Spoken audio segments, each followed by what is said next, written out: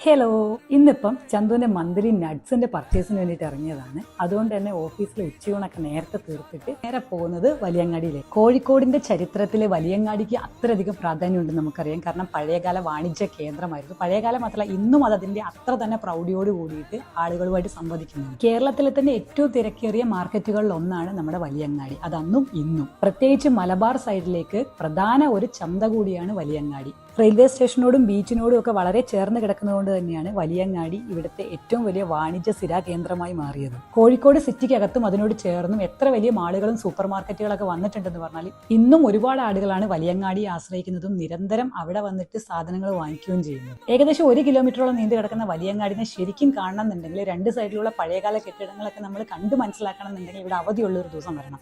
ഇല്ലെന്നുണ്ടെങ്കിൽ ഫുൾ തിരക്കായിരിക്കും.